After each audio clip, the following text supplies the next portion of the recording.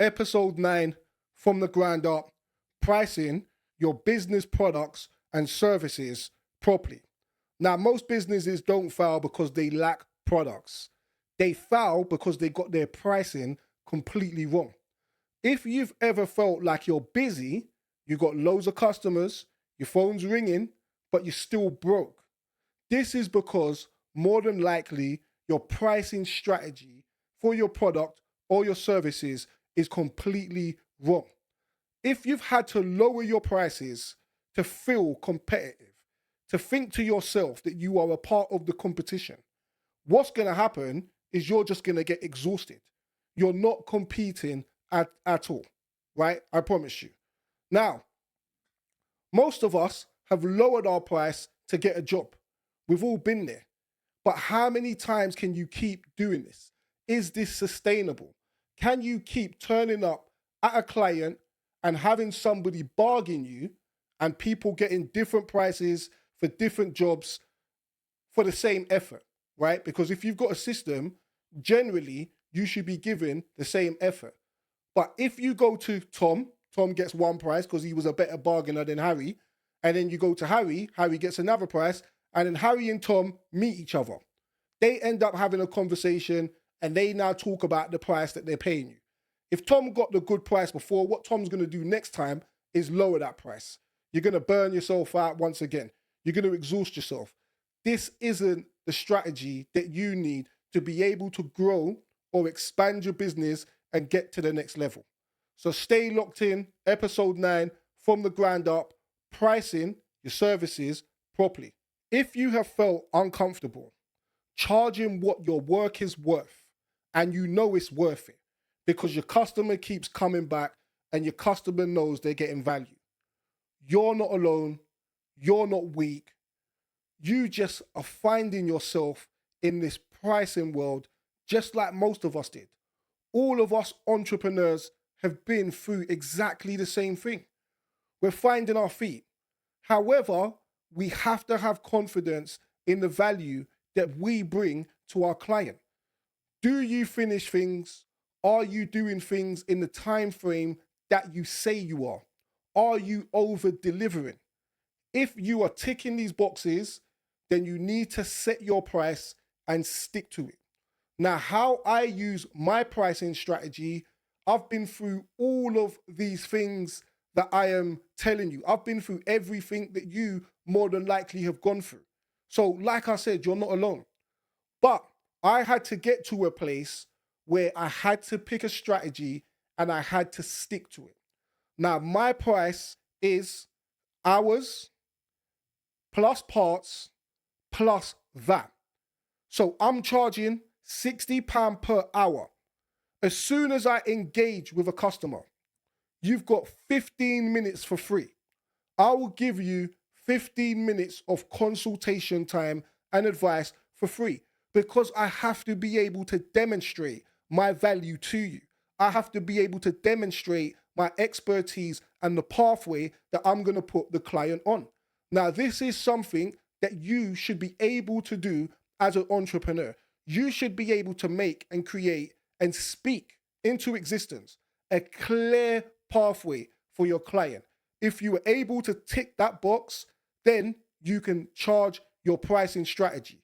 Because I know when my client speaks to me and then he goes to speak to 95% of my competition that does have a pricing strategy, I am not going to compete with businesses and other local shops that, one, don't have a brand. If you don't know where you were or where you shopped, I'm sorry, I'm not being disrespectful. I understand we're all in business and I understand we're all generally registered with Companies House. However, if somebody leaves your address saying, I just went to the phone shop or I just went to the repairman, in my eyes, that could be anyone. There's thousands of brandless businesses. And I'm not saying that they are or aren't good at their jobs, but they are not building a brand.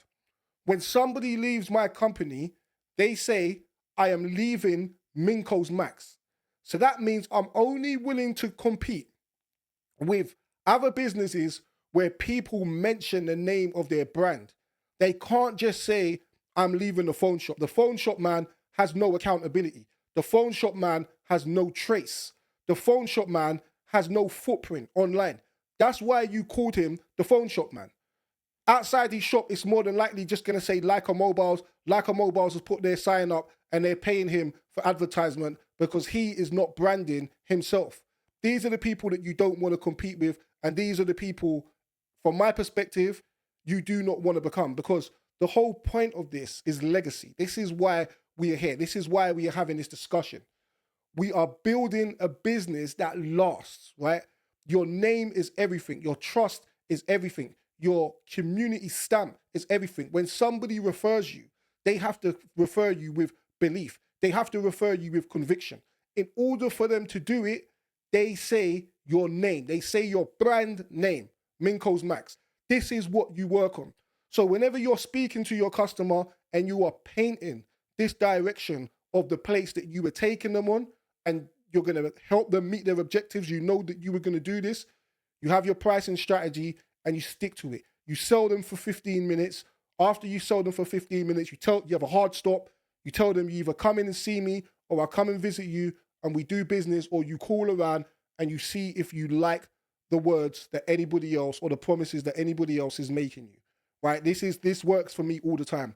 Most of the time, if I've got someone that wants a cheap job, I don't want to put myself in that position of exhausting myself, because I always want to over deliver. I always want to beat the time frame that I'm telling you I'm going to meet, right? So in our business, Minko's Max, we generally beat 95% of the time frames that we set out. 5 to 7 working days on a repair is what everybody's told. 95% of repairs are going back out 24 to 48 hours, if not on the same day. Everybody that's used me knows this, right? So I underpromise, overdeliver. I know that this is something that I have to do because people want confidence. People love when you beat your delivery times, and they will pay the price. I've walked into Caribbean shops, and yeah, we're all feeling the pinch with inflation. I've walked into a Caribbean shop, they've told me £20 for fish and rice, right? Escovitch and rice, £20. I'm like, oh, that's expensive. I'm used to paying £12. Yeah, I was paying £12 a couple of years ago. But when I paid it and I tasted the fish, big up the Jerk Shack, that was the best fish I've had in years, right? So now I gladly just hand my £20 over.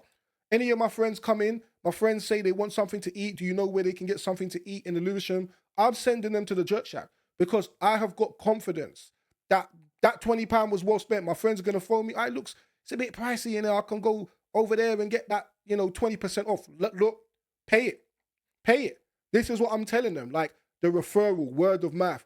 Remember, this is one of the strongest places that you can be. They got their prices right. Yeah, and it's about right. If you're adding up staff members, you're adding up the possibility to be able to sit in and eat there, they've got their prices right. Even for us, our prices are still significantly lower than competitors that they're not going to have this level of conversation with. Someone at another repair center, I'm not going to say their name. 1, because I don't want to promote them. 2, because I never had the phone call myself. And 3, because I don't want to put them down. They were charging £95 per hour. We're charging 60. There's another guy I know, once again, I'm not going to say, I'll say his name because I know this guy and I know that he's reputable and I've seen his receipts, right? He's averaging about £100 per hour. That's the iStore. And those guys, they've got an amazing process. I'm not going to knock it. They got an amazing process. However, their delivery times, I don't feel are as quick as ours, but that can be somewhat understandable when you're managing somewhat a bigger project or similar size project than us, right? So, but their staff, a lot of their staff there, they're all trained the Apple way and it's nonsense. So getting back to the point, your pricing, you always want to make sure that you are covered by the hour or you are covered by the day, right? So if you're doing price work, every day, this is how much money I need to make every day to survive. And you want to be able to include your overheads, your running costs, and your VAT. All of these should be factored into your pricing. So for me, I've got my part factored in. I've got my VAT part factored in, my VAT. People always forget that, and then they get a crazy VAT bill, and then we all know what happens there. And I've got my part factored in. So even if the staff are there, right, their price per hour that I'm paying them, that's all included in the job. So every time we communicate with someone, as long as we're giving them that 15-minute grace period, we are generally allocated to paid work that is not putting us in debt by the hour. This is how you price your product or your services properly. Now, a product is slightly different. Services is what it is. Product is slightly different. I'll be honest with you, I like to go for 100% profit on a product. Some people are going to be like, wow, that's crazy. But if you factor in the after sales care, right? And then you factor in support, and then you might even have to mitigate for warranty. Now, in today's day and age, most people are generally given very long warranty terms on electronics. We sell electronics, right? So the standard of today is generally 1 year. So for someone to feel safe, that they're in a safe space, it's generally 1 year on a product. So you still want to know that, one, you shouldn't be selling a bad product anyway, right?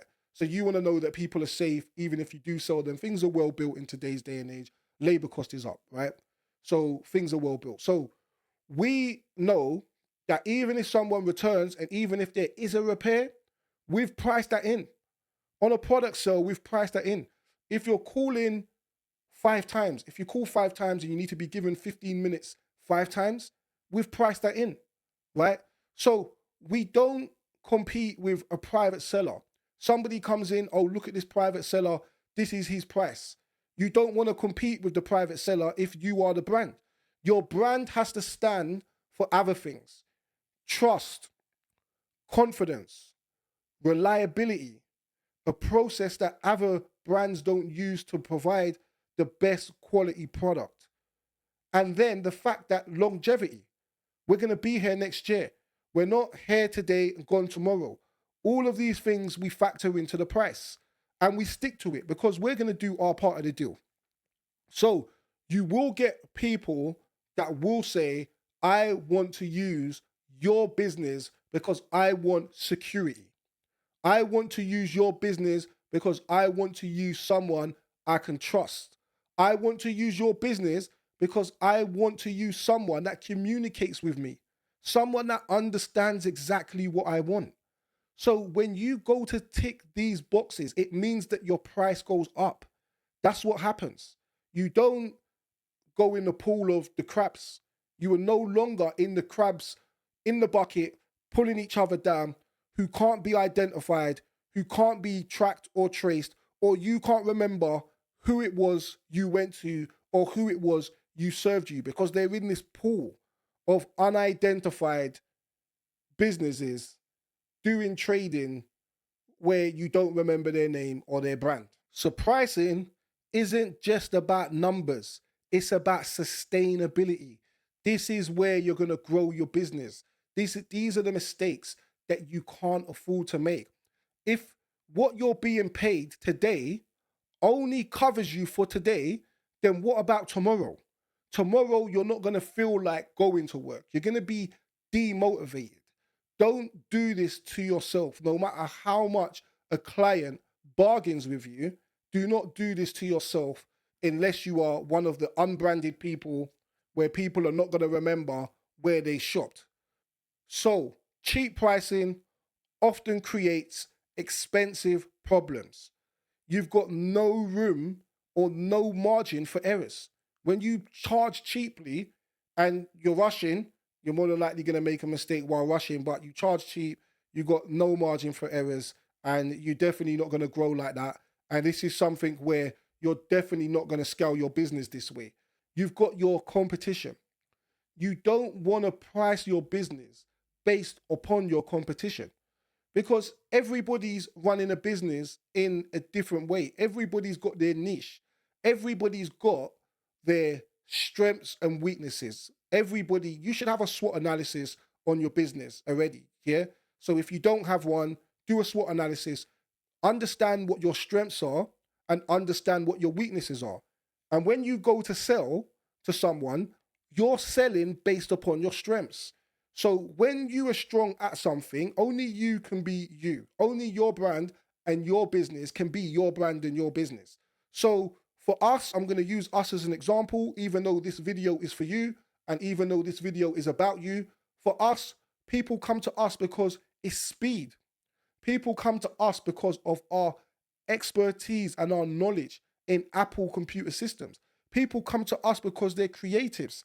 They have creative objectives.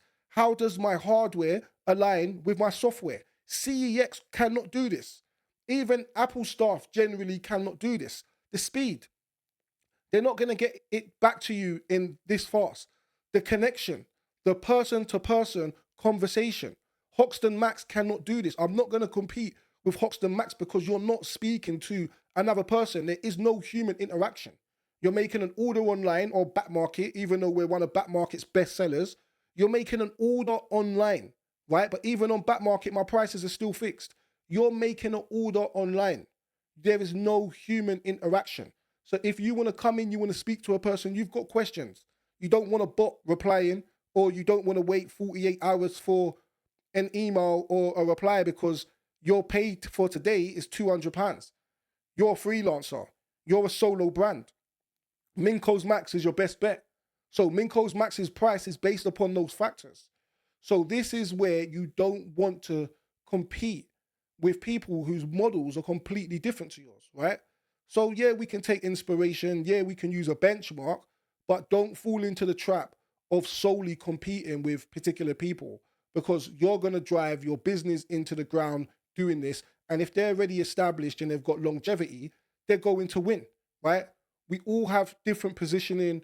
We all have different quality. These are the things that you need to have confidence in for you, yourself, and your business. So your price is a reflection of your structure, not someone else's structure. Don't play that game. Your price decides who walks through your door. If you price yourself too cheaply, you're just going to get loads of pressure clients. You're going to get clients creating pressure and taking up your time. If you price yourself strategically and you can explain your price to a customer, you're going to attract respect. You're going to attract clients that respect you. And you want to build upon that, right? And that's exactly what we're doing with the podcast. We're not going where the noise is, right? Even if we are building our client base by the right people that are involved in business, bit by bit, one person at a day, right?